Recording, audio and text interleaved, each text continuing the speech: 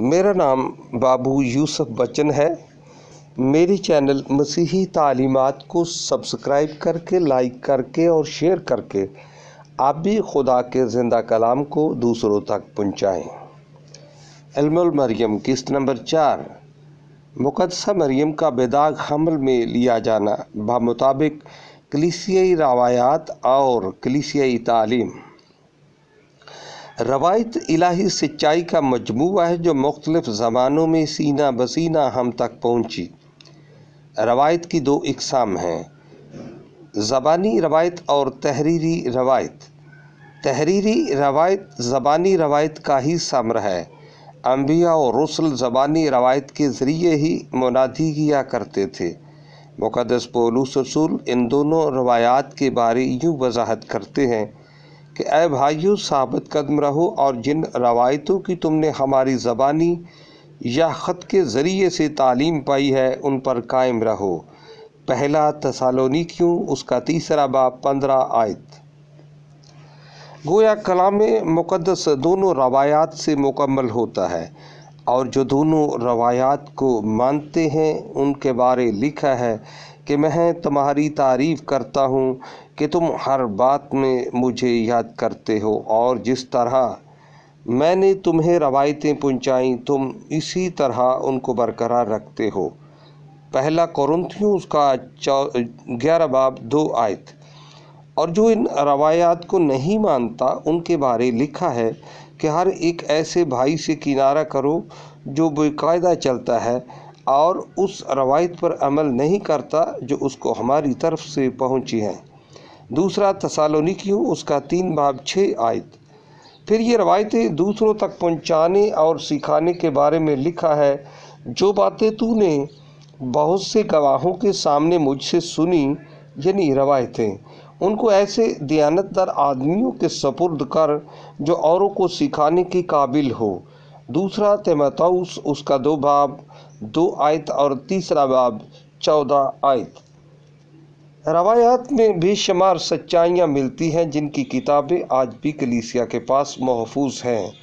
مثلاً مقدسہ مریم کے حالات زندگی کے لیے اناجیل کے علاوہ کلیسیائی روایتی کتب، مثلاً یعقوب کی خوشخبری، متی کی غیر مستند انجیل، مقدسہ مریم کی خوشخبری، مقدسہ مریم کا مکاشفہ، سیرت بطولہ، رحلت یوسف، خوشخبری عروج مقدسہ مریم اور عربی انجیل وغیرہ۔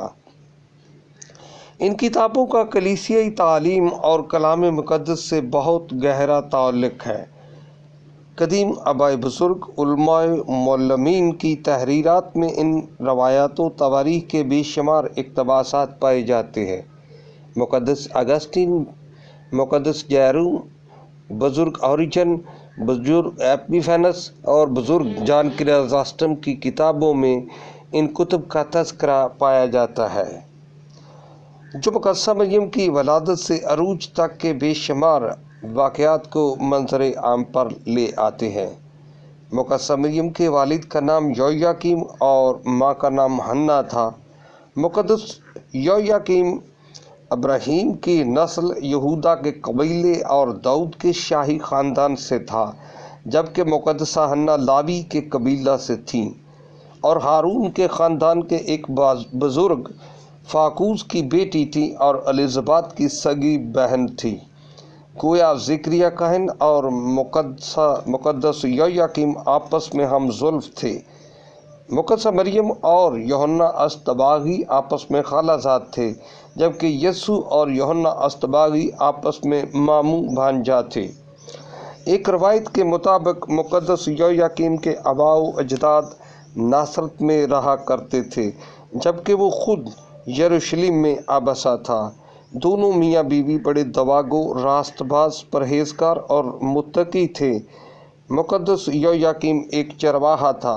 ان کے اولاد نہیں تھی، جس کی وجہ سے انہیں کئی تلخیوں سے دوچار ہونا پڑا۔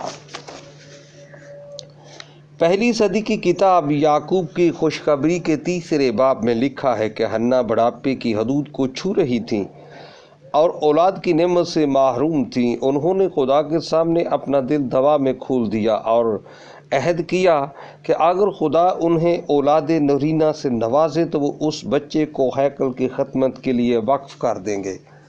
لیکن 20 سال گزر جانے کے بعد وہ اولاد سے محروم تھے۔ ایک دن یہویاکیم اپنی قربانی اور نذرانے خداوند کے حضور ہیکل میں لے کر گئے تو روبن کاہن نے ان کی قربانی اور ہدیے قبول نہ کیے کیونکہ وہ بے اولاد تھے۔ چنانچہ یہویاکیم نے مایوس ہو کر اپنی زندگی سے عہد کر لیا کہ جب تک خدا اولاد نہ دے گا وہ گھر واپس نہیں آئے گا، اور حنا پر ظاہر کیے بغیر وہ اپنی بھیڑ بکریاں ہانکتا ہوا دور نکل گیا اور شب و روز دعا میں مصروف ہو گیا۔ ادھر حنا بھی اولاد کی تڑپ اور خاوند کی جدائی میں دعا اور روزے میں محو ہو گئی۔ عرصہ 2 سال گزر گیا۔ یہویاکیم لاپتہ تھا، لیکن حنا پھر بھی بڑے صبر اور تحمل سے دعا کرتی رہی کہ آئے خداوند ہمیں ایک بیٹی ہی عطا کر دے، ہم اسے بھی تیری خدمت کرنے کے لیے نذر کر دیں گے۔ ادھر یہویاکیم بھی یہی منت مانے بیٹھا تھا، لیکن جب دعا کا جواب نہ ملا تو وہ اپنی بھیڑ بکریاں چھوڑ کر 40 دن کے موسمی روزے میں بیٹھ گیا اور یاد الہی میں اس قدر محو ہو گیا کہ جب تک خداوند اسے اولاد کے لیے جواب نہ دے گا وہ روزے میں ہی رہے گا۔ آخر خدا نے ان کی دعا کو سنا اور ان کے دل کی مراد کو پورا کیا، اور خدا نے فرشتے کے ذریعے معجزانہ بچے کی پیدائش کے بارے میں بتایا۔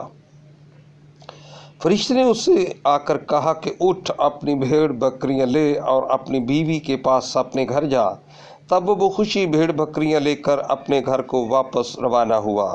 اسی کتاب کے 4 باب میں لکھا ہے کہ خدا کا فرشتہ حنا کے پاس آ کھڑا ہوا اور بولا، اے حنا، اے حنا، تیرے خداوند خدا نے تیری دعا قبول فرمائی ہے، تو حاملہ ہوگی اور تیری نسل تمام عالم میں مشہور ہوگی۔ حنا نے کہا، مجھ کو اپنے خداوند کی قسم جو زندہ ہے کہ جو کچھ میرے پیٹ سے پیدا ہوگا، لڑکا یا لڑکی، میں اس کو خداوند کی نذر کر دوں گی تاکہ وہ ساری عمر اس کی خدمت بجا لائے۔ 2 صدی کی کتاب سیرت بطولہ میں مرقوم ہے کہ حنا نے خدا سے آگاہی پائی کہ اس کا شوہر بھی زندہ ہے۔ اس نے اپنے خاوند کو یروشلم کے سنہری پھاٹک پر خوش آمدید کہا۔ گھر پہنچ کر خداوند کے حضور اپنی مقبولیت کی قربانی گزرانی، کیونکہ انہوں نے اپنے بدن اپنے قربان ہونے کے لیے نذر کیے جو زندہ خدا کو پسندیدہ تھے۔ جب وقت پورا ہو گیا تو خدا نے انہیں ایک بیٹی عطا فرمائی۔ یہودی عقیدے کے مطابق انہوں نے اس کا نام مریم رکھا۔ یہی وہ مریم تھی جس سے نجات دہندہ پیدا ہونا تھا۔ کلیسیائی روایت کے مطابق مقدسہ مریم اپنے والدین کے ہمراہ 3 سال کی عمر میں یروشلم کی ہیکل میں لائی گئی اور اسے زکریا کاہن اور معلمات حجرائے دوشیزگان کی ذمہ داری میں رکھا گیا۔ روایت بتاتی ہے کہ جب 3 سالہ بچی مریم کو اس کے والدین نذر کے لیے لائے تو جب اس کے والدین کاہن سے محو گفتگو تھے تو یہ بچی ہیکل کی سیڑھیوں کے 3 زینے چڑھ گئی۔ تب کاہن نے امید ظاہر کی کہ یقیناً یہی وہ مریم ہے جس سے مسیح پیدا ہوگا۔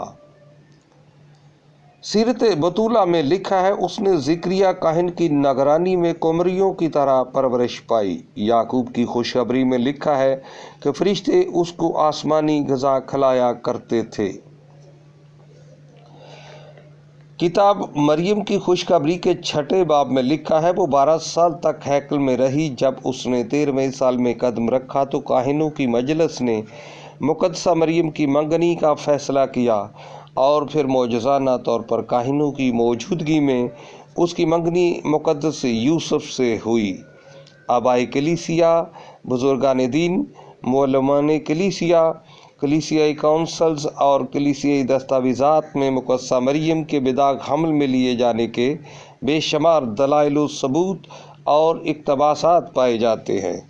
مثلاً مقدس جسٹن 100 خیسین سے 165 خیسین میں تھے، فرماتے ہیں کہ مقدسہ مریم خدا سے وفاداری میں پرفضل اور گناہ سے پاک اور فضل سے معمور رہی۔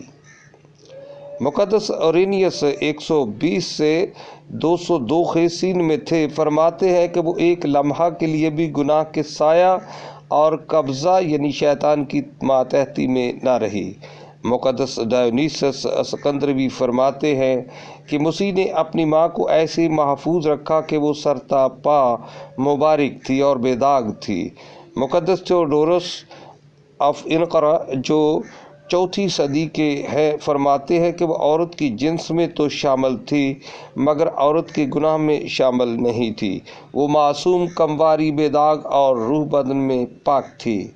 4 صدی کے معلم کلیسیا مقدس افراہیم فرماتے ہیں کہ اے خداوند، نہ تو تجھ میں کوئی داغ ہے اور نہ تیری ماں میں کوئی دھبا ہے۔ 4 صدی کے عالم مقدس اگسٹین فرماتے ہیں کہ یسوع کی ماں ہر گناہ سے آزاد رہی۔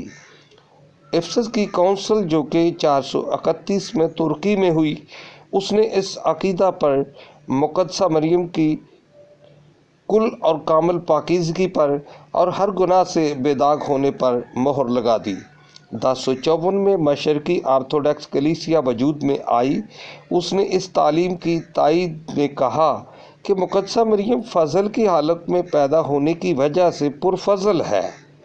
7ویں، 8ویں اور 9ویں 10ویں صدی کے معلمین کلیسیا سبھی تعلیم دیتے ہیں کہ مقدسہ مریم تمام گناہوں سے حتیٰ کہ موروثی گناہ سے بھی پاک اور مبرہ تھی۔ پروٹسٹنٹ عالم مارٹن لوتھر فرماتے ہیں کہ یہ بالکل ٹھیک اور مناسب تھا کہ مقدسہ مریم موروثی گناہ سے محفوظ رکھی جائے، کیونکہ اس سے خدا کے بیٹے کو پیدا ہونا تھا۔ پوپ پائس نہم کے پاپئی فرمان کی 8 دسمبر 1854 کی دستاویز میں لکھا ہے کہ مقدسہ مریم اپنے حمل میں آنے کے لمحے سے موروثی گناہ کے تمام اثرات سے مبرہ اور پاک ہے۔ گویا عقیدہ نمبر 1 مریم کا بے داغ حمل میں لیا جانا نہایت ہی قدیم ترین ہے، جس